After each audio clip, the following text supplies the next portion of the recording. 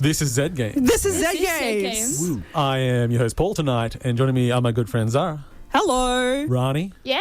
and my bestest and closest of all good friends, Cameron. G'day, how's it Your going? bestest and close, Paul. Bestest and closest. Wait, well, I'm the thing offended. is, he came in wearing identical That jackets. is true. This is true. That is true. Yeah, okay, fair. Fair enough. It's a love made in Z Games. Yeah, in a Google form. To not to not bury love the Google lead, Forms. Cameron, this is his first show on the program. Yeah. Thank you very much. Awesome. Fantastic. Everybody, a round of applause for Cameron. Woo! I got told you can't clap on radio. Nah. Got the studio packed because I got a vasectomy. Yay! And I got a divorce. Yay! Anyone Now I'm else? doing a PhD. Yay! I had a curry for lunch. Oh, Cam wins. Excellent. Hello, you're listening to Z Games. My name is Zara, and with me in the studio tonight is... It's Meow. Z Games. You're listening to Z Games. You are indeed. Joining tonight are my good friends Cam, G'day. Cam. Cameron, Hey, Cam and Cam. Woohoo, welcome. Cam, we finally Welcome back. meet I face know, to it's so face. good. Thank Yeah. you very much for letting me on. My And name's here in Cam. the studio Oh, sorry. is Cam. I'm stepping all over. He got ahead of me. He's going too fast. He I'm can't just be eager. stopped. I'm like Sonic. I'm me. You're Oh, Cam. okay. I'm Cam. Fair enough. Say hello, everyone. Hello, everyone. Hi. Cam, you are going to be the death of me.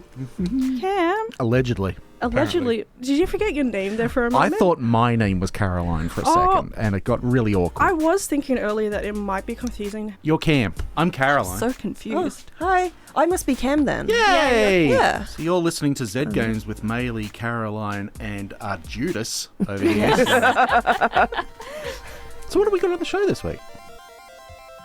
My name's Cam, and I've been playing video games since the days of the 2600 and the Game & Watch.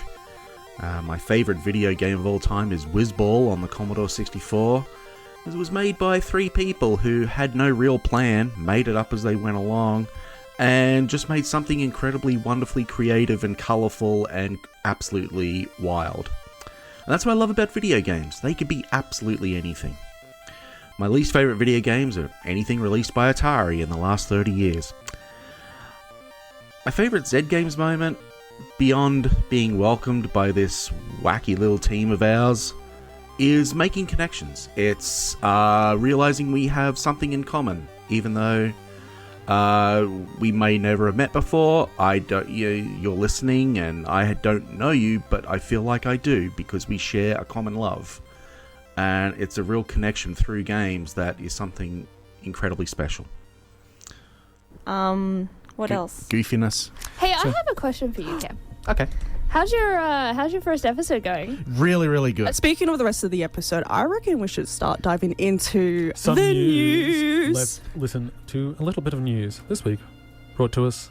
Actually, who did the news this week? Hold on to your overpriced gaming chairs, folks. Ring-a-ding-ding, it's time for Z Games News. You love gaming news. I love gaming news. Oh my god, let's be best friends and enjoy some gaming news together.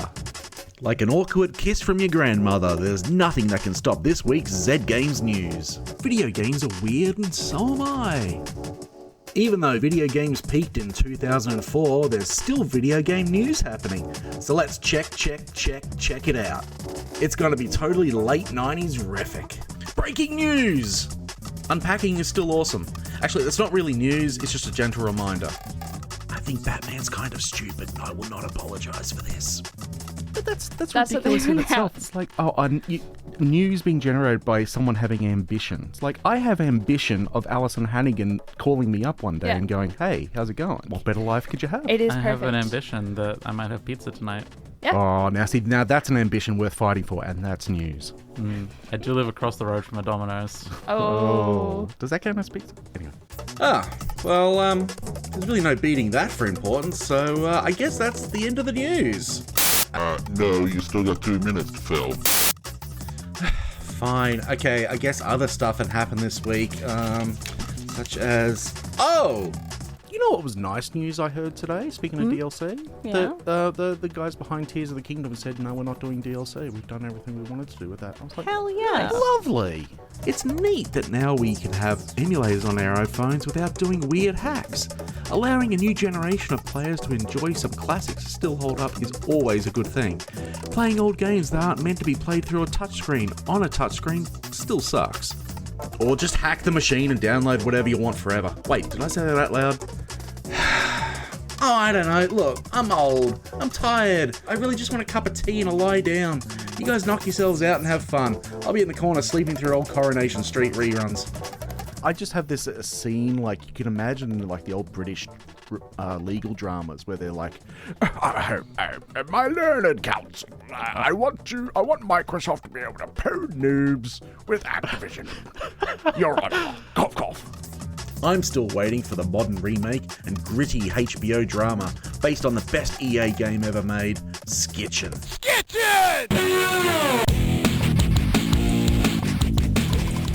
The Street Fighter Alpha 2 machine at Netherworld has been set to free play. That's it. That's the whole story. I think this is notable news. See you there. And this is the thing, like, I think people need to bear in mind is that just because a studio goes under doesn't mean they don't do good work. You can do good work and still go under, and that's what makes it really. And there's some sucky. studios that do bad work and they do excellent. They can go forever. Yeah. Yeah. I could name a few right now. Yeah. Atari. So are you anti-Atari generally, or just modern what Atari has become? Just what they are now and what they've done to me and my friends. And I'll never forget them, and I won't rest until I see them all burn. What do you think will happen in the news this week? I'll get angry about Atari. Long-time video game publishers and my number one enemy on earth, Atari, keep buying up companies. The $20 million deal means two things. One, Atari now has a top-tier studio that can handle their preservation and re-release efforts. And two, someone's given Atari $20 million and I want to know who it was. Confess your sins, you heathens. Atari does not show pity or remorse or fear and it absolutely will not stop until it buys everyone. Who's next? It won't stop. It'll never stop. Won't someone please make it stop? It's rough out there, folks. Stay strong and look out for each other. Mandatory Sonic the Hedgehog news. And finally, we're contractually obligated to mention Sonic the Hedgehog every episode. We have some news about the upcoming Sonic the Hedgehog 3 movie. That's it. That's the story. Are we happy now? Here's some of the notable games coming out this week. There's Teemo's Castle, which comes to the Commodore 64 on the 1st of May. And the Briley Witch Chronicles 2 for the Commodore 64. So, party on, dudes, and be excellent to each other. I need to lie down. Back to the gang in the studio. Thank you so much for the news, Cameron. I think that was absolutely delightful. That it was. I am delighted. I am tickled. I am pink. Thanks, You do Cam. need to lie down. Are you okay? I don't think he is. Someone get that man a cup of tea and some slippers. Yeah. Definitely was news. They were words in order about things we didn't know. I feel more educated already. Games journalism. That's fancy book learning. Do you need to lie down? Like, are you good? Okay, I'll just call Nintendo now. Yeah, your Uncle Nintendo. Now, you need to understand that every single story at that involves me at a game industry event starts with I was really, really drunk. So, I was really, you really have to drunk. be. Yeah. And Satoru Iwata, who was the president of Nintendo, Yep. he was at the Game Developers Conference. And he was like, this is just before the Wii came out. And he was talking about, hey, this is what this machine's going to do. And these are the new types of games we're going to do. And one of the new games is brain training. And everyone in this audience at the Game Developers Conference is getting a free copy of brain training. And I went, oh, that's lovely. Thank you very much. Great. I'll take that. And then a couple of days later, it turns out he was staying at the same hotel that I was. And he was checking out. And I was really drunk. And I said to him, this is the president of Nintendo. Yes. And I call out to him from across the room, oi, mate, get over here. And I'm like summoning him over. And he comes over. And I'm like, mate, brain training. Love it. It's great. Mate, you make games, and I make games. We should totally do something together. It's awesome. Oh my god. It's wonderful. And like, I put up my arm around him. And I'm like, come here, buddy. Come here. And like, I got a mate of mine to take a photo. And I was like, yeah, it's great. And what I didn't notice until then was his security people heading towards me, and I'm pretty sure they had knives. Yeah. Pretty sure I escaped death. Brain training was great, though. My Z Games friends, I need to tell you something. It's been a while. It's been a couple of months now since our benevolent ruler Zara allowed me into your ranks, and I'm grateful for that. And it's been a really swell time. It's been a shebang, a hootenanny even. But I've been keeping a secret all this time. Not yet. I was a cop. Not yet. A narc. I've been working undercover as a member of the Fashion Police Squad. Brilliant. Perfect timing. Only the Fashion Police Squad can make this city fresh and funky again. Well, I didn't know that's what I was coming into tonight. That's what the rest of the show is about. I love Cam and I as alternate views of horror, where you start describing this, I start laughing and just like holding my ribs in of like, oh my gosh, that sounds so delightful. And Cam's just like, why would anyone? My lord, that's... My monocle popped out. But both monocles.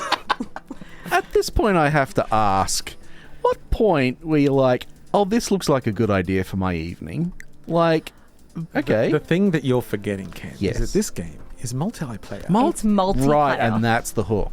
Without drilling too much into it, it does sound like it's kind of like hit a nerve with you in a way. It sounds like a really interesting character study. But this is what makes Tears of the Kingdom so great. It's full of distractions you didn't realize you were going to go down. It is. But here's the thing. One of the things I really like most about video games is not so much doing as it is being. I don't know if it makes sense, but hang on, let me give you an example. So Grand Theft Auto, right? Yes.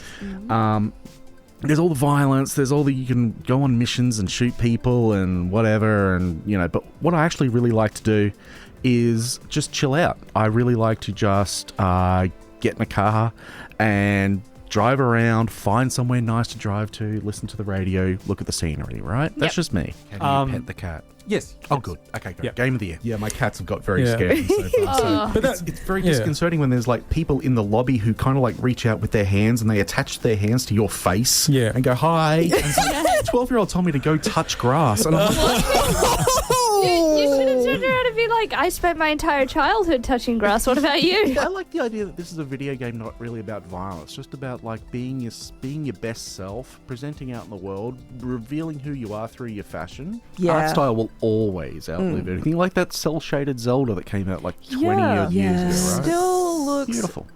I love the idea that we know it's made by an Australian, but I love the idea that it could have been made by someone who looked at Australia once and then just doing it from memory. Oh, yeah. Yeah. Just That's fun. yeah.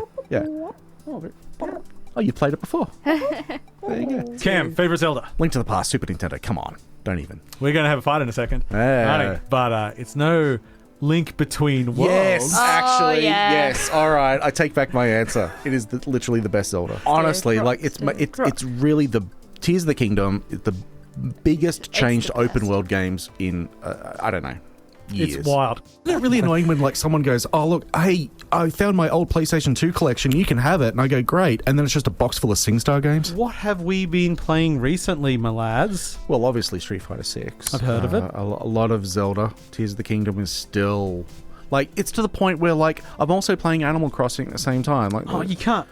but... How long have you been Animal Crossing in? Yeah, but I'm buying turnips now, and I need to log in every day to see how much turnips are. Oh, have you only just got into the stock I've market? only just got into the stock market, right? Yeah. So that's unlocking a couple of things, but that requires me to like unplug the cartridge and then put in another cartridge. Oh, buying things physically. God, my life is so hard. I've lost real world friends because I haven't replied to texts for however long it is until you realize, oh, I cannot reply to this now, and I just lost contact with people, right? And I feel less guilty about that than my Animal Crossing save file. I bought my copy at like one of the stores. I didn't pre-order because pre-ordering's for suckers. And I walk in. Excuse you. Oh no, sorry, I'll say it louder. Pre-orders are for suckers. I mean, The door is right there. I only pre-order digital games. That's right. But they go in and I buy it, just the retail copy, and they're like, "Oh, would you like the pre-order coin that we give away with the pre-order thing?" And I go, "Yeah, sure, no worries." There's a coin, I the got a gold coin, bag tag. and then I put it on eBay that afternoon, and then got the same amount of money I paid for the game. And of course, there's fishing, which does relate a little Oh, bit yes, to. we love fishing. We love fishing. Every game needs a fishing mini game. Even if every game does need a fishing Yes. minigame. Yes. This is a hard agree, and Yeah. I will fight to the death No. if you disagree with No, me. I totally agree. Every I will game needs die a on this fishing game. hill. And every game needs the ability to spit out rainbows on top of people, and when they burst open enemies, fruit should come out. Okay, Yep, that's my rule. all right. That's why I'm a legendary game designer. Yes. Anyway, everyone who's worked with me is listening to me going, no, he's not. And we are about to play a lightning game of Kiss, Marry, Kill. So Sephiroth, Ganon, and Donkey Kong. Marry Donkey Kong, kill Ganon because you have to destroy Yeah. Ganon, and kiss Sephiroth because they're I he's very agree. pretty. He is very pretty. Okay, following on from that, we've got Aloy, Mega Man, and Fox McCloud. Marrying Mega Man Okay, yes. Yeah, is a human multi-tool. Mm-hmm. yeah. Gonna be And the relationship can evolve over time as Mega Man changes different attacks. True. And you Very can- Long true. term. Got it all. Aloy's pretty cool. I'll give her a little smooch. Yeah, give it a little I mean- smooch. And Fox Yes. would be. He'd put up a good fight. I And would take Fox McCloud in the back of my ute, go out to somewhere with a nice view, treat it to a thing, and then just shoot it in the back of the head. Yeah. And nice it would peaceful. change the melee scene forever. Okay. All right. Okay. Next up, GLaDOS from Portal. Kiss. Straight away. Mario and Luigi. Oh, I want to kill GLaDOS, smooch Luigi, marry Mario, and enjoy the sexual tension every Thanksgiving and Christmas. Oh, Honestly, That's messed up. honestly, I just want to get close to Princess Daisy. All right. Yeah. following on from that, we've got Commander Shepard, Geralt of Rivia, and Link. Okay, well, I'm definitely smooching Geralt of Rivia because that hot tub scene I see Ooh. all the time. Come on, Yes, you can't go past yes. that. Yeah. Yeah. I do not want to be romantically involved with Link. There's too much competition in Ocarina of Time. You're right, yeah. Do you want to end up in Zelda fan fiction for the rest of your life? You don't need this tension. No, you're right, yeah. So I'm assuming that Commander Shepard is unfortunately Begrudgingly. Yeah. flushed down the toilet. Yeah. Ooh. Wait, there's a cut button? What? This might come as a shock. There's something coming up. Kids, ask your parents about the 80s and then laugh at them because the 80s sucked. Everyone had terrible hair and were called Nicky. The only good things to come out of the 80s were the Commodore 64, Sam and Max, and a lifelong addition to Freddo Frogs. Anyway, that's not the point. Kids, ask your parents about 1990s. It was awesome. Was it? It was. We had I mean- grunge. I was born in We the were 90s. born. Yeah, I was like, wait, this is when we were born. I'm just going to turn into a bag of dust over here. Anyway, kids, ask your parents about the two. Anyway, whatever. Oh, They- yeah, I can tell you about that one. Oh, yeah, tell me about the yeah. 2000s. What happened? We had modems. Yeah? Yeah, that was And good. computers started to get a little smaller. Just a little bit. Just a little bit. Not by much. Yeah. Kids, ask your parents about the Nintendo 64. What? Ask your parents. Again, ask your grandparents. If not, ask your parents. Yeah. And besides, if you plug a Nintendo 64 into a modern TV, oh, it is not pretty. Oh, what? very sad time. Wait, have you tried that? Oh, lordy, yes. I've got like a couple of the old N64s at home, and I went, okay, cool, I'll plug them in with the old composite cables. Now, kids, ask your parents. But composite cables were before HDMI, and it was like a Yellow to cable, yellow, for the What? video, Red That's to it. red. red Wait. red for left audio, white for right audio, right? So all the video signal was going through one yellow cable, so everything got muddied together, and everything was blurry. But because you're on an old CRT television, it didn't really matter, right? Yeah. You go to, say, Netherworld, and there's an N64 hooked up to an old CRT, it actually looks decent, right? Yeah, it's That's the fantastic. idea. Plug it into a flat screen. Ugh. Yeah. Ooh. Okay, so there's a couple of things. There's Street Fighter 2 on the Super Nintendo, the original one. Ask your parents. It's Mum, Dad, what's this game? If you can call in. Radio Street Fighter. It's that kind of call-in show now. Where, yeah. How's it going, fellas? Great! Yeah, I'm pumped. How are you both tonight? Oh, just full of vim and vinegar. Vim and vinegar? I don't know. What is the Vim? Yeah, what's Oh, I think it's an old person thing. It means energy. Oh, ooh, I don't know what that is. Yeah. I just say energy. Yeah, That's an extra 2 syllables. True. We're in radio. We don't have time to burn. Limited. I don't know how to segue from that one. There's Neither no do I. coming back from that. Well, see, a lot of people have been commenting that whenever I'm on this show, all I do is talk about old games. So I bought something new this week. It came out on the Switch. New release. Came out on the Switch. Came out on all the other Take that, consoles. haters. That's right. Came out on all the other consoles last week, but on Tuesday, the Switch version. It's The Making of Karateka, which is... it's an interactive video game documentary about a 40-year-old game called Karateka. And it's amazing! And it's Haters, really, really you good. win. You were right all along. But it's a new game?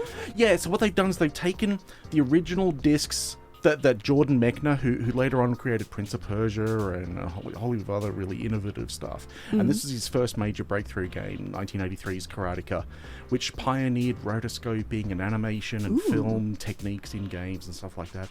And they said, hey, you could play the originals and the Commodore 64 version, which is great. Or we've redone it in this new deluxe version, and here's all of his old discs and design documents, and you can interact with it. It's amazing. I loved it. It's only That $30. does sound really It's cool. brilliant. Yeah. Yeah. That's what I've been playing. I used to enjoy like taking the week to like every night is like, okay, I'm getting up at 2 a.m. I'm watching this conference. You know, you move your life around it. Maybe it's just me. You weren't up at 2 a.m. this morning? I'm old. I have to admit that I realised that my TV has Steam Link built into it. So I was like, oh, I've got a new What kind of PC. TV do you have? I don't know. It's a thing with a button, and it's got a Netflix button on it. I don't want one of know. those. Yeah, it's cool. And so I was able to like, now it's just turned into this big old console. But then I realised RetroArch, the old emulator platform kind of system, is on Steam. Oh. Cue that, plug that into that, plug a controller into the TV. There's lots of wires Lots going of wires, places, and at the end of the day, like this super expensive TV is being used to play like 40-year-old video games, and I never want to stop that. Thank you. It's always 1994 in my house. Have you got it pre-ordered? No. I don't pre-order things like some kind. No, I'm just gonna walk into the store like a normal person and buy it. The grey hairs in my beard are telling me it's about 25 years, and frankly, I'm just a little bit disappointed that I remember Neopets. Yeah. But they're finally free to lead the lives they want to lead. We're releasing 5 reimaginations of 5 classic games. I want to buy games I already own again, and I'm not even kidding. Oh. Like, have you met Nintendo? Oh, absolutely, I've met Nintendo. I do like how in the new Alone in the Dark, you can buy the skins that make it look like the original PC game with, like, 4 polygon characters. Really? Yeah. Oh, okay. Oh, yeah. That does sound kind of fun, because I That's don't why really I was- want to play David Harbour, but I would like to play an old low polygon Englishman. Yeah. Yeah. With a tweed jacket. Yeah. Good times. Very direct copy. And allegedly. And I also, Allegedly. no, they admitted it now. Oh, But okay. also, I will go on the record, and I don't even particularly like the original Resident Evil. It is better than Alone in the Dark. Alone in the Dark is, seminal, important work, but it is janky. And no one remembers Ecstatica, which came out before. You will. Yeah, no, I see the glint in your Literally, eyes. Ecstatica 2 is my, number one game that I bring up. The fact that you just brought up Ecstatica... Look, everyone, I'm going to need to take a break. I'm going to have to go to another room and cool down, maybe get some ice. I'm old. I can barely make out anything more than 480p We're now. literally all wearing glasses. Wearing glasses. It's like a little tennis match over It's here. it's great. Wonderful. Definitely table tennis. One of those. Can feel the I should passion. make a game out of that. I know. It'd be so good. Something with paddles that'd be specifically. cute. Just No simple, buttons. simple graphics. Yeah, I'll get to work on it. Yeah. That's an interesting point you just made where you said it's the internet. But I think for a lot of people, these packaged experiences such as Fortnite and Roblox and Facebook or whatever, they don't think of that as the internet. They think of that as a safe product they can put their kids in front of, such as YouTube. And before you know it, they're listening to Logan Paul and turning into Nazis. But people my age are having grandchildren. Okay. So Like, how random. I know. Remember Twitter? That was a thing. Remember? What's Twitter? I use Threads now. That's right. We're all Threads now. It's been out for like 6 hours. We're all on top of that, kids, keeping up with the youth. But I read through all 270 odd pages of that because I'm a sad old man who my read God. all Was it about the juicy? mid-90s. You read all of it? Oh my gosh. It's like... Like red or skimmed? No, red, because, what else am I going to do with my life? But it's just like this, you got this crazy guy, Tom Kalinske, super nice guy, but he was in his own reality distortion bubble, he's like, guys, we're out selling the PlayStation in Japan. Honest, someone told me.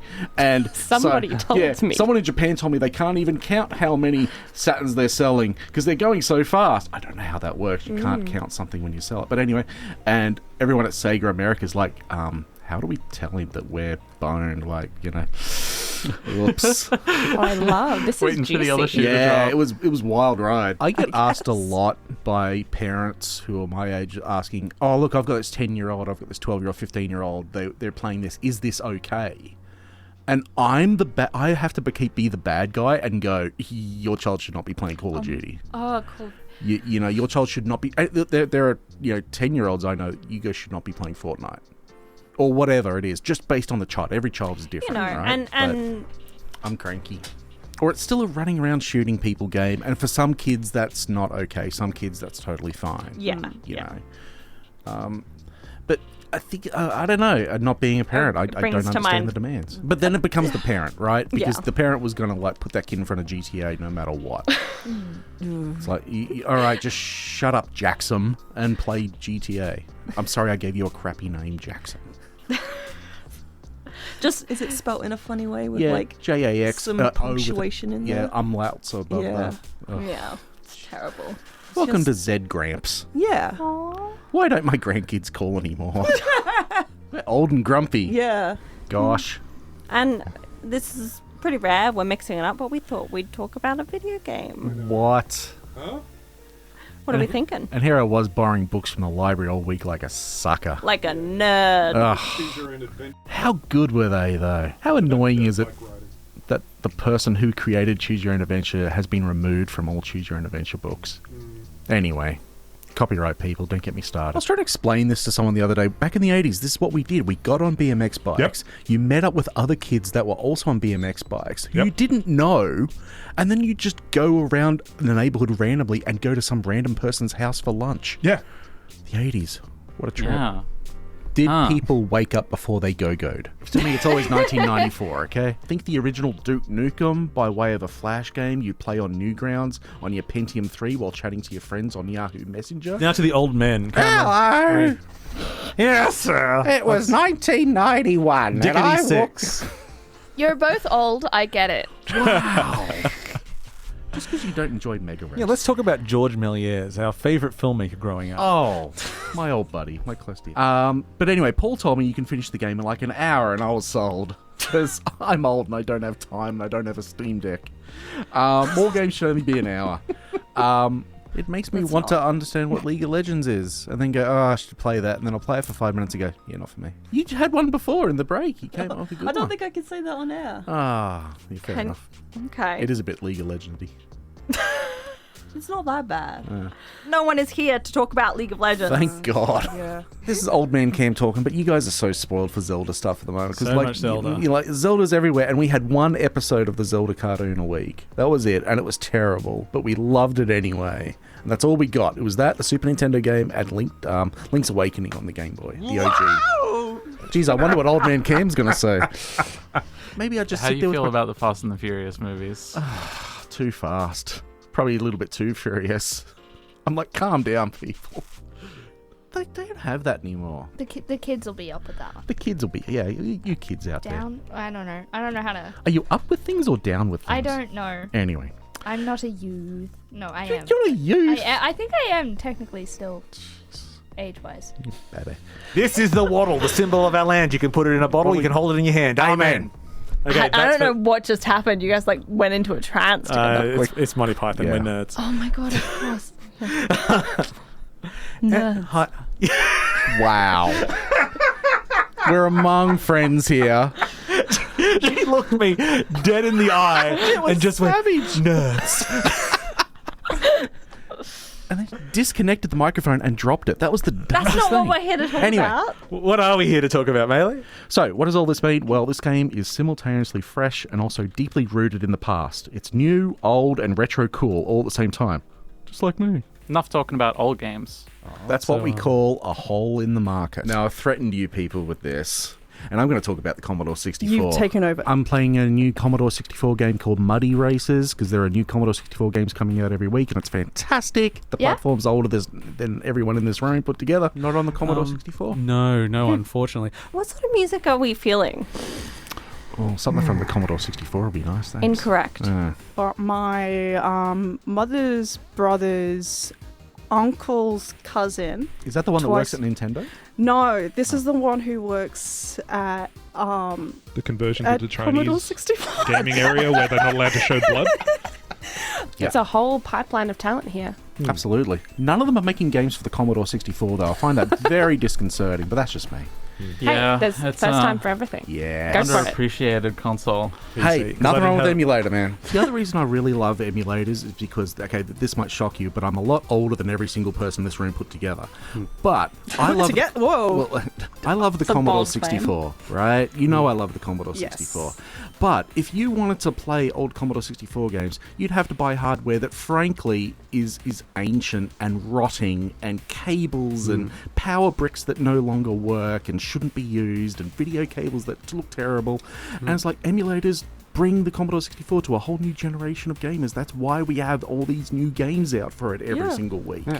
Because of emulators, right? We wouldn't have that. But it's available on everything except for the Commodore 64, which I find personally disappointing, but let's roll with it. For me, the Commodore 64 is like the ultimate games machine. It is beautiful. I love it. It's the system I grew up playing on. It's always going to have a special place in my heart. Now, if you're wondering, hey, Cam, what is the Commodore 64? Hey, Cam, what is the Commodore 64? Glad you asked. Fantastic. It came out at the tail end of 1982. Ask your grandparents about 1982. It's got a mono sound chip. It's got 16 colours. Half of them are like terrible shades of grey and brown. 64 kilobytes of memory. Is that why it has 64 in the name? That is. Oh my gosh. Wow. Yeah. I'm using my brain. Puzzle solved. Mate, brilliant. It has the computing power of a banana. Like, it's... A banana? Oh, man. Most of the games only use like one 8-way joystick with one fire button. You kids today with your We've got like 50 buttons on this like back controller paddles. with that can also detect our heart rate. Yep. Mine detects the heart rate and just goes, ooh, how's your life insurance?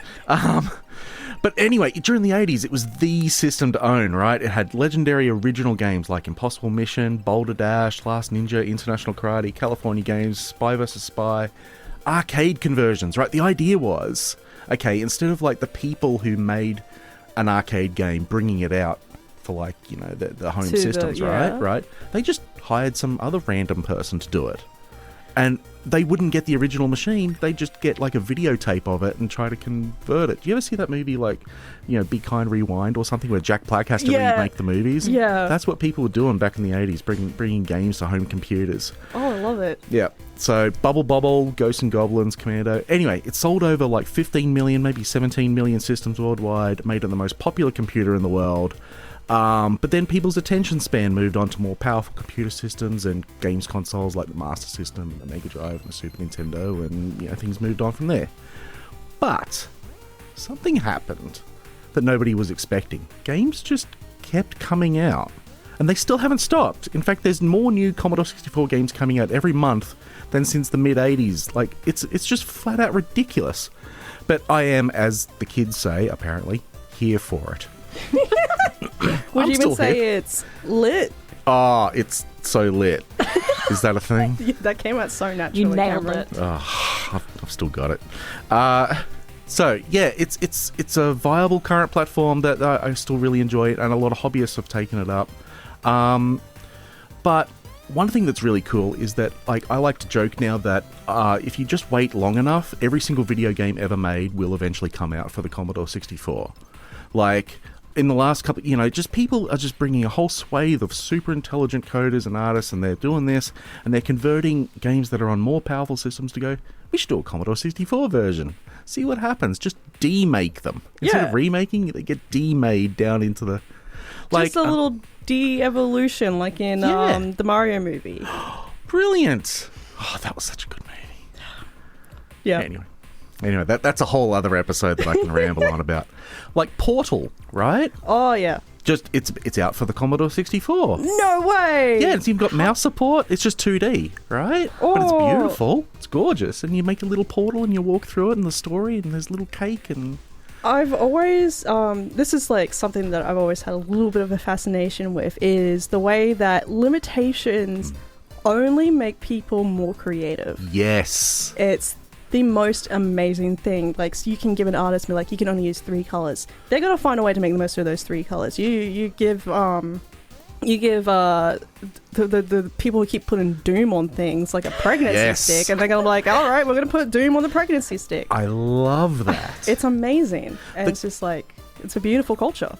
It's so good, and like the Commodore 64 was really good for that because there are, as I said, only 16 colors, right? And they're not like you pick the 16 colors; they're set. You don't get a choice. You don't get a choice, but people figured out, hang on, if I alternate this color on this pixel 60 times a second, you make new colors. No way! So you get games with like 100 or so colors on the screen, and you're like, well, that's so cool, right? It's a clever little trick. That is... Oh, no... How is that on the eyes? Like, you wouldn't be able You to don't notice you wouldn't be it. able to perceive it. No. No. It just just goes, too quick. There's a new color there that I haven't seen before. That's neat. That's pretty cool. Yeah, so Sonic the Hedgehog just came out for the Commodore 64. Oh, why didn't you leave with that? Exactly. Sorry, I should have known. I should have told you. Yeah, someone perfectly converted the Master System Sonic the Hedgehog game to the Commodore 64. Amazing. It's so cool. It needed this memory expansion unit, really expensive, but you don't have to worry about that if you just use an emulator. Just use emulators. I've given away all my hardware, like my original stuff. I just use emulators. Although you can go into JB or Amazon or whatever and buy a new Commodore 64. You can just buy a new one? Yeah, like a couple of years ago, this company re-released. Oh, wow. Here is a new C64, full-sized, HDMI out, games built in. You know, those pre-made machines? Amazing. How much do they go for, do you know? Like $200. Amazing. Yeah, so cool, right? I was thinking that this is like something that you have to hunt down or No, whatever. Or would have to depend on it. No. Accessibility in my retro gaming? Mm-hmm. What? More likely than you think. I mean, that's amazing. I love that. It's a whole new generation of people going to go, oh, cool, I'll try this out. Mum and Dad kept going on about this. I'll play it. Plants vs. Zombies just came out about 2 or 3 weeks ago for it. That's cool. Dang, that was my favorite game in year 8. Oh, so much fun, right? Why do people do this? I don't know. I think it's cool to see, like, as we say, technical challenge of limitations. Go, hey, can I squeeze? Yeah. How much can I peel away from a game and have it still be that game? Right. It's fascinating. Yeah, you make the graphics 2D and you save a lot of memory you don't need. That's fine. Yeah. But what I really like, instead of existing games being ported down, is a new original stuff, right? That's cool. People are still making new original titles. What I've been playing lately is a game called Muddy Races, which is like an overhead racing game, but for up to 4 players at the same time. So people have made little adapters you can plug 4 joysticks into and race around. There's a game called 8-Bit Slicks, which is like you connect up to old modems and you can play against other computers, and it's all kind of geeky, but it's kind of cool. There's a game called Polar Bear in Space. Guess what that's about? Is it about a polar bear who is in outer space? I don't know how you got it, but you nailed it. How did you know that? I'm just so smart. I'm just so smart. Like I can feel my brain like it's like thinking. Big brain. Wow, you should go to uni. Yes. That's amazing. Yeah, and Knights and Slimes, it's a platform game, but like when I look at these brand new games, they're so beautiful and there's so much artistry put in there because you have 40 years of technical knowledge that are like, oh wait, if we could do this. It used to be like you could only have 8 objects on the screen, right? Yeah. And then people figured out, oh no, wait, you can have 8 objects on a line, and then all of a sudden the screen is filled with like lots of little moving characters around because the lines are all alternating. Anyway, it's all a bit technical, but it's cool. The graphics keep getting better and better and better because people are squeezing more and more stuff out, right? Yeah. Paul didn't have it on the new release list, but Paul, shoddy news reporting. Get it together. Yeah. Good thing he's not listening. Yeah, just this week saw the release of a game called A Pig's Quest, right? Which is a Metroidvania-style platformer where you're a pig and you go and collect bits of armor and you attack enemies and you collect treasure and all. It's very cute, very beautiful. It used that color trick that I was talking about before. Yeah, it's very pretty. It's already sold over 1,500 copies. Like, people are selling these games. This isn't just free. It's not like just like a little hobby project or anything. And some people do that. Like, I made a game a couple of months ago on the Commodore 64 where, you have to collect... You're a very handsome man named Ant, and you have to collect top hats. Oh, I see. And I fit it into 4 kilobytes, and it was ridiculous, and I'm never going to do it again. Fair enough. Oh my goodness. Oh, someone just... there you go. That's it exactly. That is gorgeous. Sorry, Maylee. I'm just going to take a moment to try and, like... I want you to imagine so many colors. So many colors, very vibrant, very detailed. Looks amazing. Rich purple and yellow. So... And Pig they use adventure. the tricks to alternate between the colors that were available. Yeah, and like interpolating colors next to each other. So on an old TV, they blur together. And, nice. Yeah, using really cool tricks. So, I mean, 1,500 copies in a couple of days. That's more than what a lot of new release indie PC games do, right? You release a game on like Steam, and you might be lucky. Yeah. You'll be popping a cheap champagne bottle if you hit 15,000. Like, that'd be a very cheap champagne bottle. Yeah. Thanks, Steam getting their 70% cut. But yeah, like I just really love that there is a system out there that is real. You can go and buy it, or you can just use an emulator and play it for free. And there's a community of thousands of people around the world who are making new games for it. It's like, the Pico 8. There was that fantasy system. Yeah. It's like that, but it was a real thing. And people are still making games, and I really like the idea that it's like 1 or 2 or 3 people just getting together going, let's make a game. Yeah. Like that old indie punk aesthetic where it's just like, let's just make something cool. Yeah, it's kind of grungy. It's kind of like a little bit like starting out in your garage, rock style kind of thing. Not really. I don't know where I'm going with that. But like, it is a bit gritty. It is a bit, it's limited. You gotta do quite a lot of problem solving to bring the most out of it, and people aren't just like devolving games to be able to fit on it, but they're creating games from scratch specifically for this system that people don't really know about. No, and there's like magazines you can get on the shelf, that just goes, oh, this is all the new Commodore 64 stuff now. This is cool. Yeah. Magazines, that's another retro throwback. What's a magazine? Well, it's those are the things that go in the guns. Right. Yeah, in Call of Duty. You remember in Call of Duty when the guns... So what we're saying is, instead of the Switch, Call of Duty should be released on the Commodore 64. Yes. I retract my previous challenge. And a new, better challenge. Call of Duty, the new one on the Commodore 64. I'll call it the boss of Commodore. Thank you, the Commodore boss. Yeah, he died years ago. Oh. How sad. So what I'm saying is, just type in Commodore 64 emulator into Google, grab yourself an emulator, grab yourself a whole heap of games that are for free, and then have fun, right? Just have fun. Jeff Minter. I keep going on about him. His new game came out this week, Aka R. And he started on the Commodore 64 40 years ago. Oh my gosh, that's amazing. So cool. Anyway, thank you. Thank you for letting me talk about my favourite thing in the world. Oh, that's beautiful. Fine. Oh, thank you very much. You are working it for me. Stay tuned for the ASMR show tonight. Just enjoy that. Get ready to love some llamas. Overnight, Digital Eclipse announced their soon-to-release LlamaSoft, the Jeff Minter story in early 2024. I'm so happy.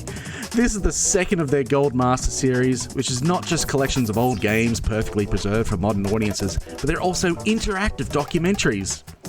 In the Jeff Minter story, you'll be able to follow along the life of gaming industry's longest creating and, in my mind, most important indie game developer, Jeff Minter, starting all the way from the Commodore VIC-20 to a release of Tempest 2000 on the Atari Jaguar.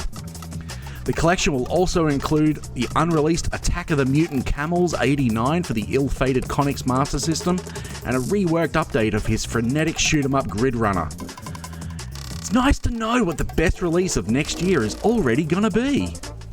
My favourite game developer of all time. Put me out of my misery, please. Jeff Minter, all he does is him and his partner live on a farm with a bunch of goats and llamas, and every night he posts photos of him on the farm, and I'm like, you have the best life. And he just spends his day making the best video games in the world. What do you have? Oh, well, I'm lucky enough to be looking forward to what I know for a fact will be Game of the Year 2024. Bold claims, which bold is, claims. Llamasoft, the Jeff Minter story, coming from Digital Eclipse later this year. It is a retrospective of the first indie game developer, Jeff Minter's work, who's been making games since 1982 and is still making really cool, weird, trippy, psychedelic games involving sheeps and llamas. I love him, and I think I love his work, and I cannot wait. I want to play Sheep in Space on my Switch, where you're a sheep in space. How's our gaming lives at the moment? It's full of sheep and llamas, and I couldn't be happier about it. Thank you. This is the new collection based on Jeff Minter's games. Llamasoft, the Jeff Minter story. Yes, who most of you, I'm going to assume, but we're not alive for a lot of. Well, if you don't know who they are, stay tuned, or see me at the Brisbane Street Mall every weekend, where I'll be throwing out copies and screeching about how great he is, like some kind of evangelical... That's why it's the Screech Mall, because you screech. I will. I'll be screeching. Fabulous. Before we screech more and more about all sorts of shenanigans, I am your host, Paul. Joining me is Peter and Cam, and now Cam's got something very special for us. That it's a review about old things. We love doing reviews about games, and I know it's what you're talking about. Why don't you do a high note, Peter? I can't do high notes. What do you mean? No. Somebody squeeze him. Squeeze him! That doesn't make it go higher. That just goes louder. Okay, Cam, what are you reviewing for us today? Oh, well, I am so excited. I am so pumped. I am reviewing Llamasoft, the Jeff Minter story. Woo! Okay, I'm just going to turn down Cam's mic for a second. So Cam is a fanboy, what we call an utter fanboy. So do take that with a gram of... Now, Cam, now that I've given that disclaimer, I will turn the microphone back up. And that's why I can't buy a gerbil. Yeah. Okay, look, I will actually address this right at the very start, right? Okay, so usually us game reviewers, we make a big show about being unbiased. We're looking like we look at new releases objectively and even-handedly. I cannot and I will not do this with Llamasoft, the Jeff Minter story. I have so many biases. I'm just honest about them. All right, and this is like, Jeff Minter means way too much to me for me to even pretend to be objective. So you might remember a couple of months ago I talked here about the making of Karateka, which Digital Eclipse did an interactive documentary about Jordan Mechner's journey developing his first breakaway hit. I wasn't even much interested in Karateka before I played it, but because of the way they wove a story around all the early games he made, his notes and his stories about his life back then, by the end of it I was really emotionally invested in not just the game, but the creator behind it. So, Digital Eclipse's next release in their Gold Master series focuses just on Jeff Minter's game development life from the early 80s to the mid-90s. This is pure catnip to me. I am so excited. I have been hyping about this for months. Yeah. So this was amazing. So when it came up in PR, I was like, oh, hey, Cam, like, I got this notice. Do you want me to request a key for it? He's like, oh, God, yes. Oh, God. Then over the next few weeks, it becomes apparent that not only do you know everyone involved, but you also know Jeff Minter. I'm like, well, just ask them for a goddamn key. What do you need me? Well, it's a long story. I know these guys as friends. I don't want to hit them up for, stuff. Look, I should explain who Jeff Minter is first, before everyone in the audience is like driving home going, well, who's this he Jeff really Minter guy? kicks the llama's ass. Well, Winamp did rip off Minter's work when they put that in, but that's a whole other story. Look, Jeff Minter is the man behind Llamasoft. He's a British game programmer who started making games in the early 80s on ultra-primitive home computer systems like the Sinclair ZX81 and the Commodore VIC-20. Most of his games are arcade-style shooters with focus on flashy colours, and I do mean really flashy. Like, there's an epilepsy warning at the start. They are not kidding around. Like, this thing will just melt your eyeballs if you're not careful. And fluffy animals. He's still in the business today, having over 70 releases to his credit, and he's currently working on new stuff for modern systems, especially with VR. Like, he's doing some awesome stuff with VR. Polybius was just mind-melting. I loved it. He is also legitimately my absolute hero in life.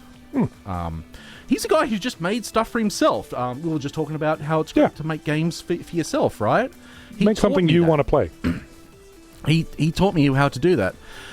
He made games his own way, based entirely on what interested in him at the time. Usually this involved old school arcade shooters and camels and llamas and sheep and psychedelics.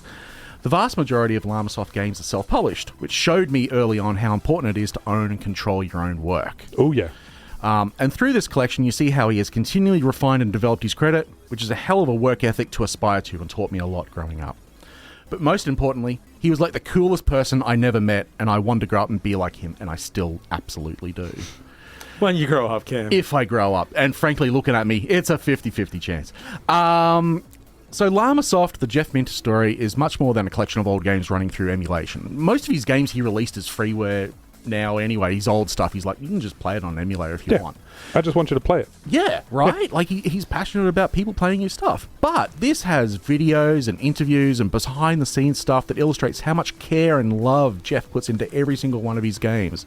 And it's the passion that connects him to his fans. Like, he is really, always from the very start, really interested in connecting with people who play his stuff because there's stuff they got in common. They have similar tastes. Yeah. Yeah, I just want to hang out with, like, people that like the same stuff I like. You know, my favorite part is how it includes the newsletters and magazine columns where he'd talk about the new games he was playing and new music he was listening to and his adventures around the world. It was like getting a letter from an older brother telling me about a world beyond the suburb I was living in on the wrong side of the planet. He definitely shaped my taste in music and games and opened my eyes to how weird and wonderful video games could be if you put creative people in positions of power and being able to make creative decisions. And if you look beyond the top 10. So, of course, it's the games themselves that are the main focus in Llamasoft, the Jeff Minter story. There's over 40 releases on here, ranging from the dawn of the 80s with games like Centipede, which is a clone of Centipede. But Jeff had never actually played Centipede before he started making it. He'd just seen screenshots of it. So he based the game on what he thought the game played like. And it was different from the arcade because he didn't realize you can move up and down. It's adorable. And then it goes all the way through to what many people would consider his biggest mainstream hit, Tempest 2000 on the Atari Jaguar, which was a 3D web shooter game where you zap into the screen and sort of like tunnel-basedy. Yes. Yeah, going down different lanes and geometric and a bit LSD. Yes, very much. I love the fact that I can now play one of my favorite Commodore 64 games, Sheep in Space, on the Switch. I love the fact that I can now play one of my favorite Atari ST games, Llamatron 2112, on the Switch. I love the fact that I can now play literally the only good Jaguar game, Tempest 2000, on the Switch. I'm going to have to check you're working on that, but it sounds right. Trust me. There is so much good stuff in here. What I especially love is that this isn't just a collection of old games. It's an interactive documentary. It's got photos of where Minter grew up and worked, showing him at early trade shows and other paraphernalia to illustrate what it was like being in the UK game development scene in the 80s. Not a lot of game history stuff covers this scene, right? No, and it was huge. Like, I've done a bit of research and a few interviews with people from that generation as well, and it's just like it's a big gap in most, like, there's now thankfully some academics that are writing more about it. Yeah, and actually when you were talking about like his old articles and like that's gold. Yeah, like that just really captures the time, and that's how communication was just done then. And it's like, it's very one-sided. It's like old Carmack's old little his plan files. Yeah, that was good. That was good. Yeah, right. There's also some incredibly well-made videos where Jeff talks about how his games were made, and the story goes, like, there's an emotional run-through through the whole thing. It's not just a set. There's a story that runs through it about how he's gone from being a bedroom coder to being a rock star, and then the industry starts to coalesce and get harder to make a hit in, and then his fans come together and save him. Now he's more of like a farm star. He's a farm star. And bless him. You can see both Jeff and his work evolve as he gets more confident in his abilities and pursues what interests him the most. It's also, an interesting look back at the era. Even back then, he was railing against big corporations pushing in on games and making them just soulless products, and how it was making it hard for indie game developers like him to get an audience. He's the only indie game developer from that era that's still working, right? Like, it's still working and could be considered independent in some way that hasn't moved into like studios and everything. Absolutely. Like, that still kept that spirit because most people were doing experiments and then they got real jobs. Ugh. I'm sorry about that. I hate wheel jobs. Yeah, so it's the story that runs through Llamasoft, the Jeff Minter story. It's about how a lone developer just wanted to make games and connect with people who liked the same things as he liked, and how he survived working in an industry that even back then was getting increasingly corporate. That was 30, 40 years ago he was worrying about this stuff. Many of the games are enhanced for this release too, which is great because it's not just an emulation dump. They actually put some care and attention to it. There's twin stick support in Llamatron 2012. Color Space, which was his incredibly innovative and influential light synthesizer. Like, you put a disc into an Xbox 360 and colors come up on the screen. That was him. Like, he made that, right? And he ended up making that back in the 80s on I was looking at the original like demo scene release of it upcoming to this, and I'm like, that is just incredible work for the period, and like just the color space in that, and the movement of the animation, and I was just like, wow, this is insane. And I mean, I think we'd have to do a whole episode explaining the demo scene to audience that doesn't know what that is. Absolutely. But yeah, that's how, and I'm happy to do it, and we'll do it too. Yeah, like in the color space version here on the Atari, the Atari computers, they've added extra video modes and music that weren't possible on home computers. So you could play it in the original like 8-bit version, or you could play it in widescreen and with like full colors and interacting with the music, and it's really trippy and cool. Tempest 2000 has a 60 hertz mode and analog controls, which makes one of the best shooters made even better. And to top it all off, there's Grid Runner Reimagined, which is a very cool graphic overlay on top of the Commodore 64 version of Grid Runner. And you can switch the switch? Yeah. You can switch back and forth all the time, so it is just the C64 game. There is so much care and respect shown to each of the titles on show.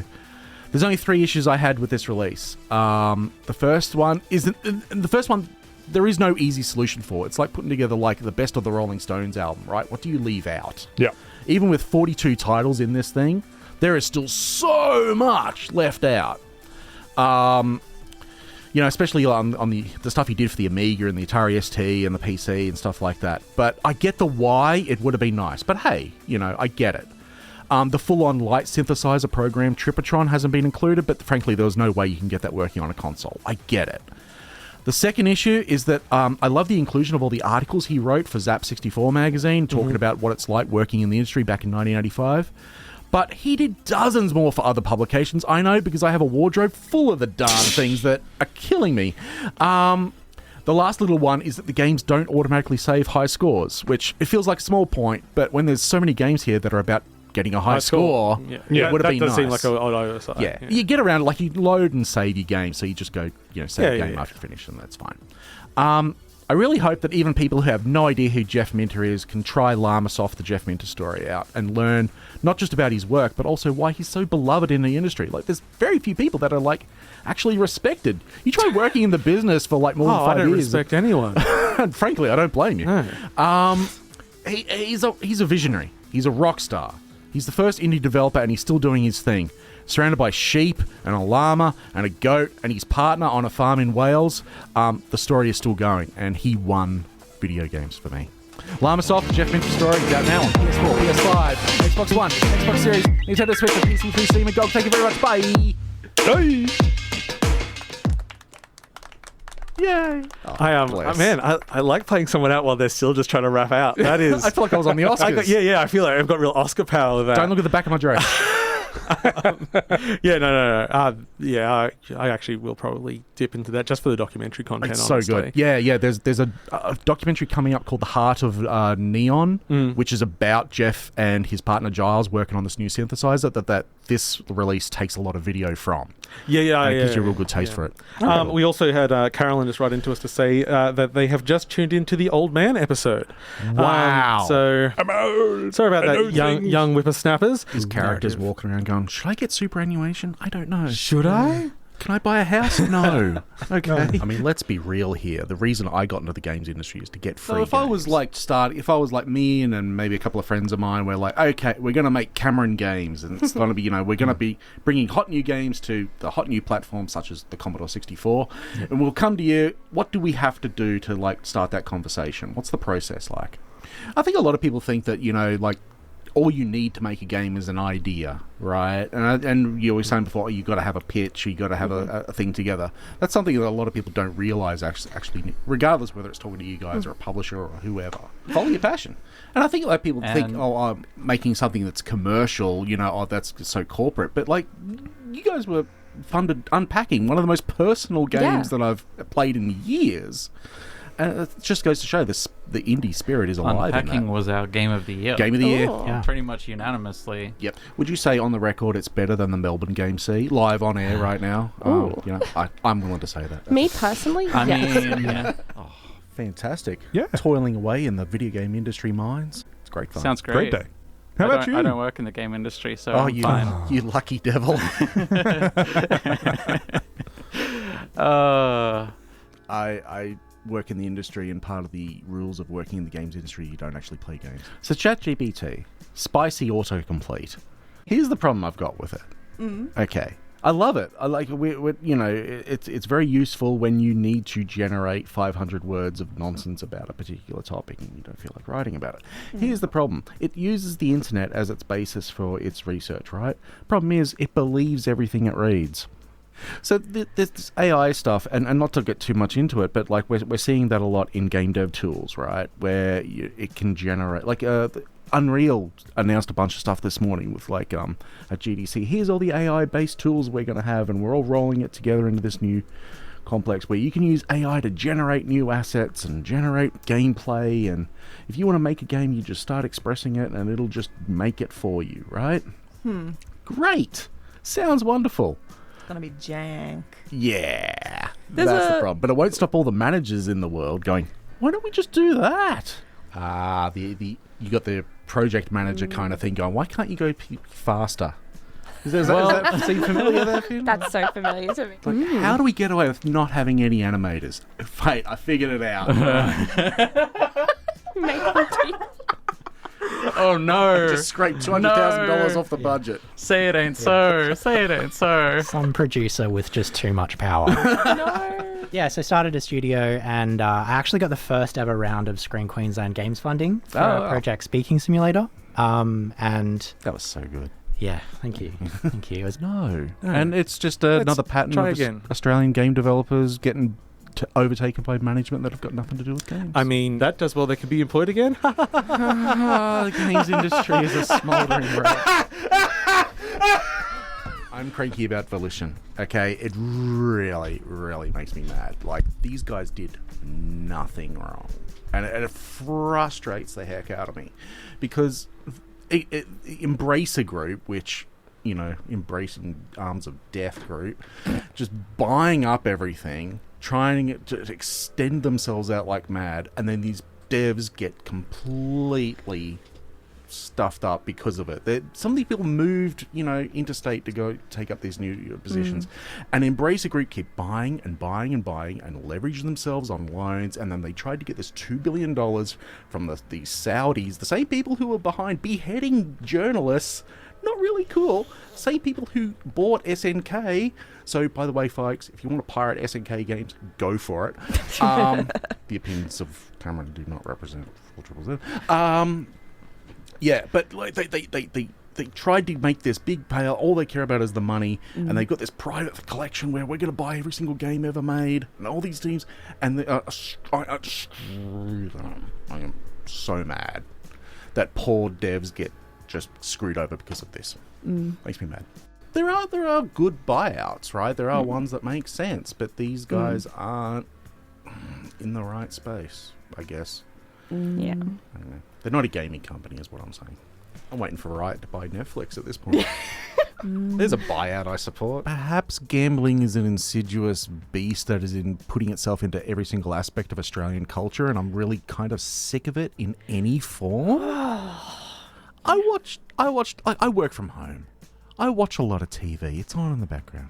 I'm subjected to gambling ads every 14 seconds.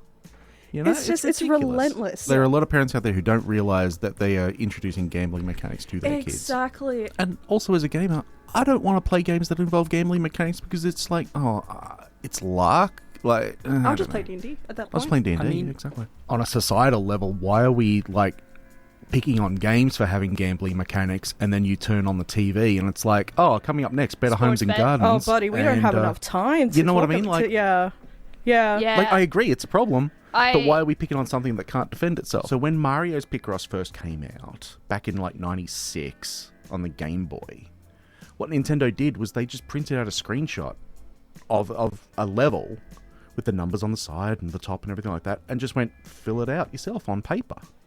And if you did, you obviously got what the game was about. Yeah. And it was brilliant, and that sold me the game. I thought that was absolutely genius. Now I want to play Picross. Yes. The new one's out this, Picross 9? Anyway, yeah, it's good. You got me. Yes. You got me. I can tell you some games that have actually like put me off because of the ad. Ooh, that's good, actually. Like there's been a couple of like, I used to really like Need for Speed, right? And then the soundtrack would start to drop in the ads, and I'm like, oh, I freaking hate this song. I'm gonna bugger it. I am that petty. Yeah. But I'll be like, nah, I'm done. Nitro, nah, forget it. I was just like, nah, I hate the soundtrack. I was just talking a little bit before about how advertising has gotten its insidious hooks into all of our brains. Advertising is a big part of the video game industry. We're told, we still end up staying up till 2 a.m. to watch the Nintendo Directs.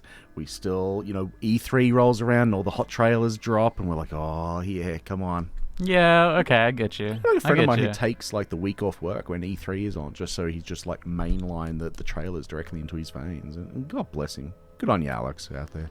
Huh. Yeah. So Okay. the reason I bring that up, and I don't know if you have any examples as well, Hazel, but Nintendo Australia just did this ad for the new Zelda, which obviously is on sale tomorrow.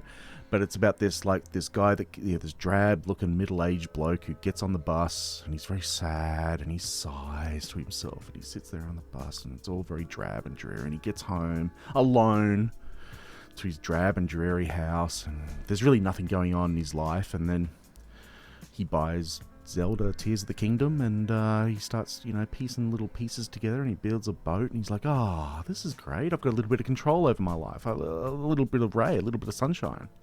And then you see the colour starts to come back in the world next time he goes on the bus, and he's happy playing his Switch. And that, more than any Nintendo Direct or anything like that, has convinced me to buy Tears of the Kingdom. Because I'm a sad middle-aged man. No, you're thinking about this wrong. No, the best parts of E3 aren't the Nintendo and the Sony and all that kind of stuff. It's Kentia Hall. Kentia Hall is where you go for all the people who have, sent over some representative who doesn't want to be there, and they're just giving away junk that they don't want to sell, and they're selling gaming chairs or inflatable speakers or knockoff Switch controllers, right? And they don't want to be there, but they just give away stuff, and they're so bored, and you just pick up the most delicious stuff. And it's where Guitar Hero started. Yes, I remember that, yeah. I remember playing the first Guitar Hero in Kentia Hall going, why is no one paying attention to this? So you find some actual hidden gems. Forget about the top floor Nintendo stuff. Don't worry about that. They'll tell you all about it. Yeah. Yeah, they do it in their own time when they want now. Mm-hmm. That's actually fine. Look, all right. Yeah, that's fair. That's fair. That's fine. If you realise you're going to get into an angry situation, it's better to avoid the conflict, right? That's what a therapist told me today for $200. How do you deal with yourself when you've rage quit something? Well, I immediately felt bad because I wanted to keep playing Street Fighter, and it was very important to me. I'm like, no, I just sold my entire comic book collection to buy this game. Ooh. I need it. Oh dang! I was reminded about a game I calm quit. Yeah. Which is a different thing where you get so serene. Then you're just like, I'm done. Well, yeah. Okay, so X-Wing, right? There was a thing called Star Wars. Yeah. Back in the day, right? There was a game called X-Wing, I have no idea what this Star Wars is that you speak of. of. Was a War on a Star? War on a Star. Anyway, Last Jedi was the best one. But in the last bit of X-Wing, you do the Death Star trench run, right? You go into the trench run and you go try to blow up the Death Star, right? You do the whole Luke Skywalker thing, right? But the thing is, if you die, if you get kit, I was doing this thing where instead of respawning, I would start the whole game again because I'm a masochist in the same way that you play Elden Ring. And I was doing this thing, and this is the final mission. I was like, if I die, I don't know what I'm going to do. Then all of a sudden, I'm in the trench run. I'm doing the thing. I'm seeing, I'm going towards the target. Are you using the Force? Well, here's the thing. I got so calm. I just stopped being so stressed. stopped being, scared about what I was doing. I reached out and turned off the monitor. And then I just went, I am totally calm. Reached out, clicked the fire button. I can hear the sound effect. Perfect shot. And I went, that's it. I'm never playing a video game again. You're like, I'm done. I've peaked. It's good. This is the life. Calm quitting. The challenge of being a game reviewer is like that it never really matches what's in your head. Like we're in the industry and we kind of hear about stuff that's coming out months beforehand. We don't have that typical thing where it's like we see something that comes out on the shelf and go, oh, that looks good. You look on the back of the box and whatever. Great. But it doesn't it's a different kind of like expedition process where you go out there and you get a game but it doesn't match what you have in your mind, and maybe in your mind it's always going a little bit different. All we want is fair, right? Like if they're fair, then it's okay. I've had bad reviews of stuff that I've made, and it makes you feel like, oh, what is this, Bush Week? Like, oh, what are you telling me this is a bad game? And it turns out there was one review I got in a newspaper where it was really bad, and this game really sucks. And it turns out he was mad at us because we didn't give him a job. Okay, so this is going to get confusing for a second, but bear with me. My name is Zara, and with me in the studio tonight is Cam and Alexis. Hooray! Alexis. What are you doing in here? Oh, I thought I'd come in for fun and giggles. Oh, fun and giggles. That's what we're all about here. And wood. And wood.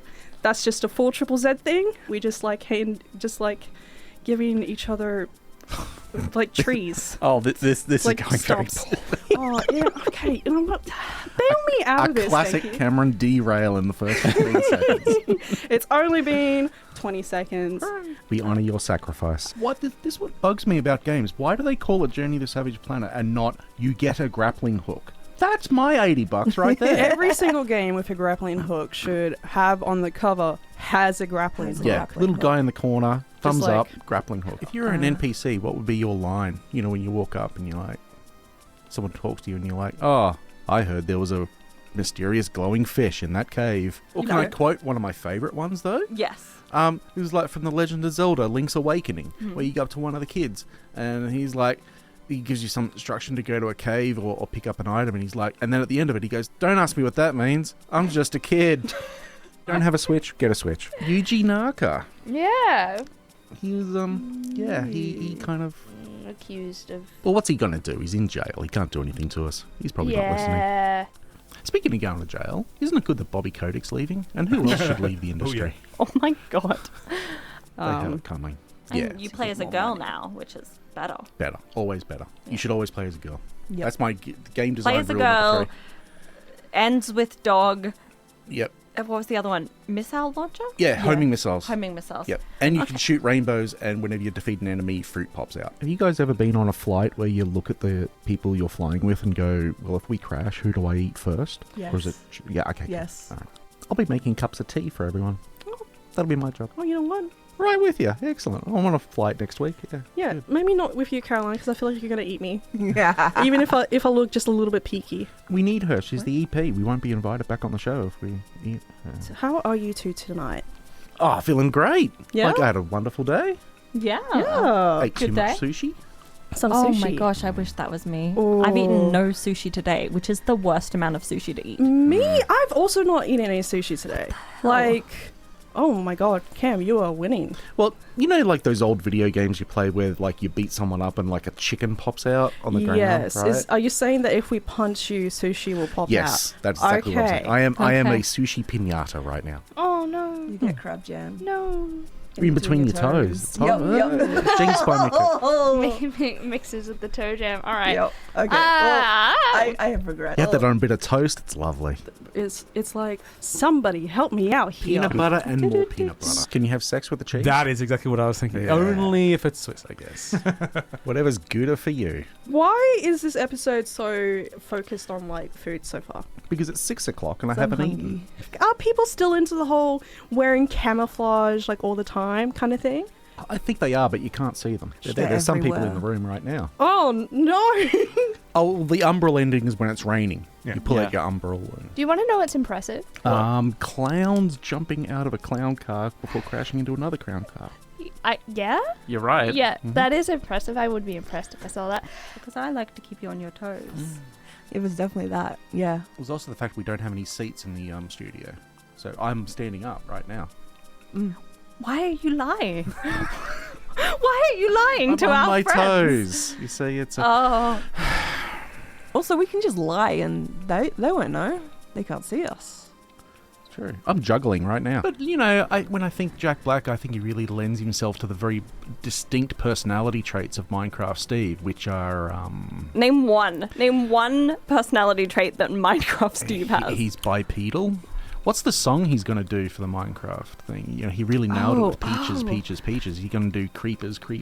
Oh. Ooh. But it's interesting because Minecraft is not a game about a thing. It's a creative tool set. I'm pretty sure it's about mining and crafting. Yeah. Oh. It's about two things. Oh, mind blown. Oh. So a new Outcast, and I loved the original. They did Hey Ya, right? No. They shook it. Oh, okay. They shook it like a voxel-based landscape. Gotcha. Okay. What's your personal vendetta against? People who maintain single notes on air? It's really cool. Would you say Golf Club Wasteland suits you to a T? I'm out. That's terrible. That's See you next week. terrible. He's out. He's put the headphones down. He's leaving through the door. Good riddance. Good riddance to bad. I can't think of a pun or anything. Bad jokes. Yes. That actually was better than anything I was trying to think of. So good job. It was a bit of a bogey. Are there rollerblades in this game? I feel like it's pretty extreme. Ha! See what I did there? End on a pun, people. That's how the pros do it. Thank you very much. Wow. Jinx. So going back to the medieval thing, just like I got so enraged with this, like I was just actually so mad. I was like, it's so frustratingly difficult. It's one mistake and you have to restart the entire level. Not only that, you have to reload the level, so you're sitting there forever, just like. Yeah. Great. So eventually I just went, that's it. This game is banned from the house. Popped it out of the PS4, put it back in its case, popped it in a little jiffy bag, mailed it to someone I didn't like. I love this enthusiasm. Yes. Yowza. Yippee. And I say that this is going to be the episode where I freak out about Sonic. And we're here to say that this is an intervention episode. We've all concerned about you and your love of Sonic. There's a that banner explains in the the studio? banner. Yeah. Yeah. I thought that was a bit weird. I thought it was like, happy anniversary, Zara, but you've It's got like misspelled a it. really badly drawn Sonic in the Yeah, really that actually badly... quite upset me, but I'm, Yeah, you know, not every artist is at this same level, so it's fine. My name is Zara. I don't have a problem. You can quit Sonic anytime you want. Anytime. From the game Knuckle Sandwich that just came out. Was that a Sonic spin-off? No. Oh, Yeah, I could see a knuckle sandwich cooking game, just constantly fumbling things in the kitchen. Just knocking over salt pillars. Yeah. Oops. Just climbs up the wall. Zara would be happy it's another Sonic game. True. Will rings pop out if we break the news? Unless you're a Sonic the Hedgehog fan. They cannot be trusted. There it goes. They can't be There it helped. goes. You've been here for 38 minutes. And we've prepped him. And you've already offended Zara. Unbelievable. Okay, my friends, what's your least favorite Sonic thing? Everything. 2D about camera, 3D camera, 2.5D camera. Running. Stop not running. Running too fast. Running too slow. Are you going to a ball? The air bubbles. Oh my god, I'm having a... Last question for my studio friends. Would you allow a little blue hedgehog into your heart? No. No, definitely not. Definitely not. Absolutely Yeah. not. Guys, Why? You should not put anything in your heart other than blood.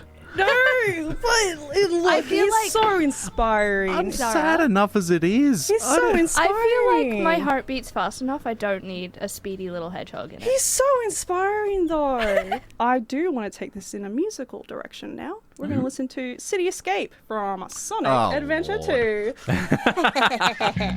From Sonic Rush. Sonic. What a great Zara's game. not here. We don't have to play Sonic music. Another future from Sonic Frontiers and Dream State from... Hey, I'm not By mad. Wait, I'm I just, have I'm another just point. disappointed. Okay. This is from the team that brought us what, not that controversially, I will describe as the best 2D Mario game, Sonic game, sorry. Sonic perverts, I'm sorry. Sonic Mania. But more controversially, I will describe as the only good 2D Sonic game. And I would like to point out that is our quota for Sonic talking in this episode. Thank Yes, you. actually, for the semester of radio. Sorry, Zara, no more Sonic. Oh, well. Yeah, we've finished. We've used it all up. Very sad. Anyway, Well, I got questions, but go right ahead. Yeah, like if anything, we're you and I, we were like the last generation that touched grass. I feel like we were. I feel like we were. I definitely. That's how I found out I was allergic to grass. Yeah. What aren't you allergic to? Okay. All right. Yeah. Don't worry. Don't air out all my weaknesses to the listeners. And what's the Allergic to lesson? grass. You Don't- can take us down. Don't go into nature. That's what I'm always telling What? people. No. That's why we stay in VR. That's why I'm going to be in nature for a week. We can be VR buddies now. Yay! Oh no, there's more of those. What have we done? Hey Cam, how about you for our last part of the show? How about you jump over to the mic with Peter, give him a good snuggle. Give him a good snuggle. Hello. Hello. Hello. Yes. Having a good time. Gazari, It's okay. you're great. And Caroline has good opinions. She does. Thank you, Zara. Our benevolent overlord. Yeah, it's like, friendship goals. Hashtag friendship goals. Cam saw the opportunity to maybe explore part of himself that previously has been left unexplored. And frankly, it's long overdue. Yeah, I mean, previously we just had to do it in The Sims, but now, now we can just impersonate each other on radio. I built my Sims to make it like my own apartment that I lived in back when I was living by myself in a one-room apartment as a games journo, and he got so depressed that he just died. Oh my god. Oh no. And that was a life lesson. All I want, yes. Like a sad acoustic version. Yeah, Sad Dad, yeah. I love Sad Dad. So that's all coming. We laughed, we cried. If you hate yourself, check it out. I'm lined up right now. I'm watching it. Feeling social, Ew. Got. Let's not go too crazy. Come on. Is there you mentioned before about how there's options for like your emotional response. Yeah. Was there an opportunity to like just push your emotions down into a tiny little ball that will explode in rage when you're 40s? I do like the idea that this game is not really so much about doing stuff than it is about feeling stuff. Yeah, I felt a lot of emotions. No, I've got enough abandonment issues. I don't need to get into this again. Dad, is this you? Click. But you know how like there's the whole thing about like can you pet the dog, right? Can you pet the dog? Well, there's a dead dog and you can pet the grave. Don't know if that counts. No, I'm out. If the dog's getting hurt, I'm out. I mean, the dog just disappears. You don't know what happens to the dog. Yeah, that's what my parents told me, but I know what happened. Oh my god. Wow. Just to remind yourself of how bad things could be. I'm more of a warning to others. Yeah. What could have been? What could have been indeed? Oh, I ask myself that all the time. Wow. Got dark. I'll come in with worldly wisdom.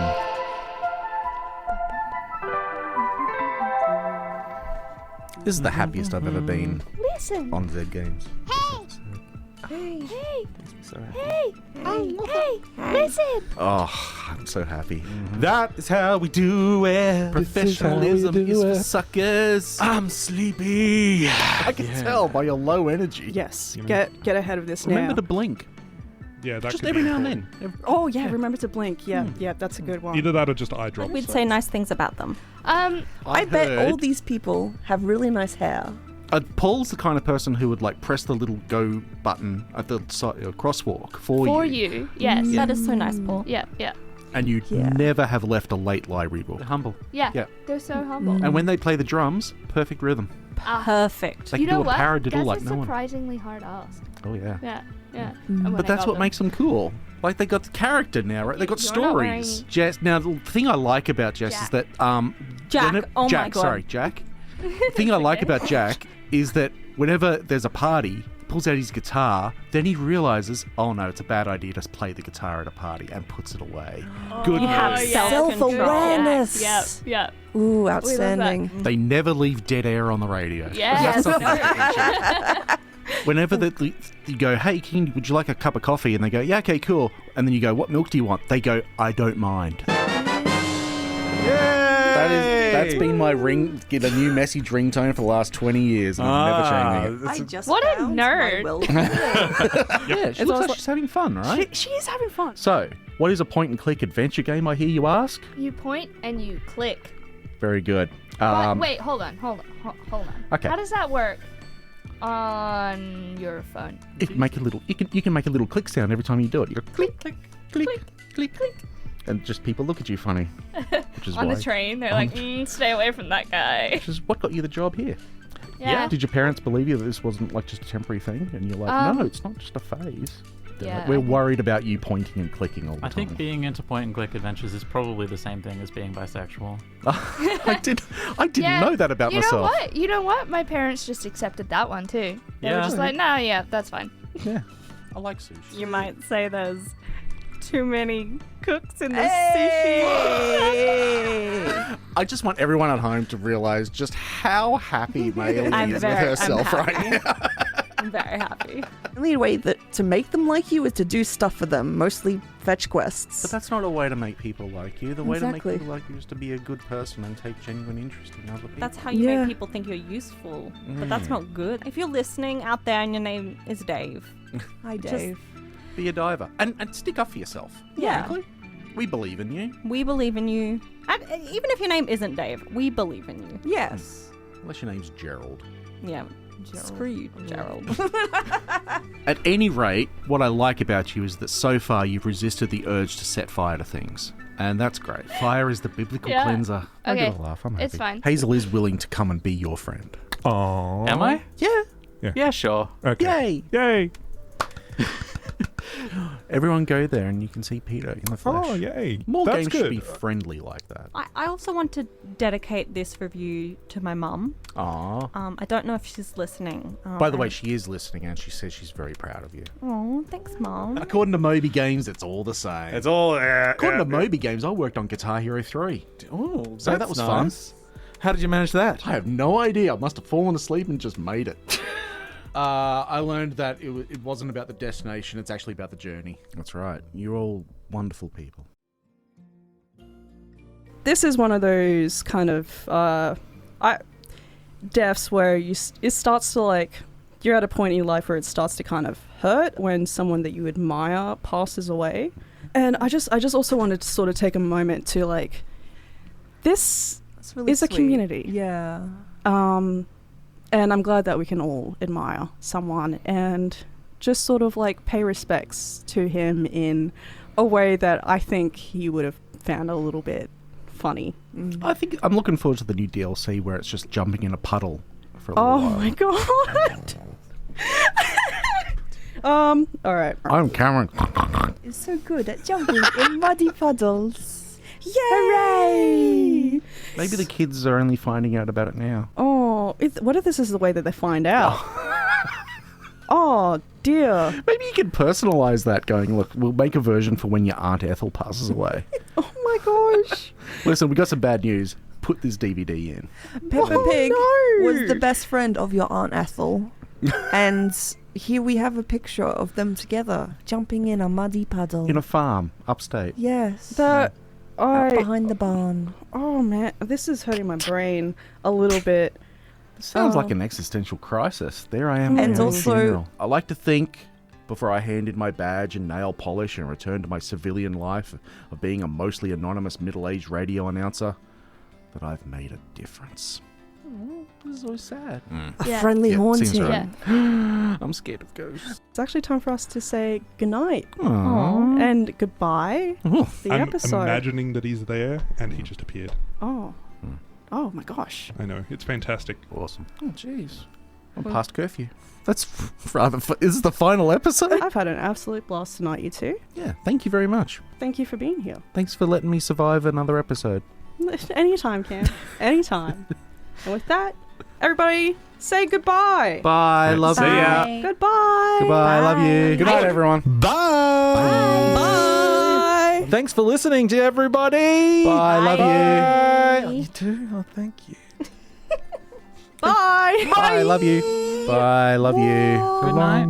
Goodbye. Love you. Love you. Yes. Bye. Love Thank you. Bye. Love you. Bye. Love you. Bye. Bye. Love you. Bye. Love you. Bye. Love you. Love you. Bye. Bye. Love you. Bye. Love you. Bye. Bye, everyone. Love you.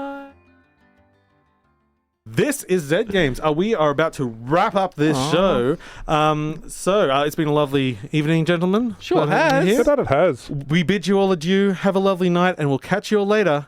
Bye, love you. We love you. Bye. Play games. Thanks for listening to Z Games.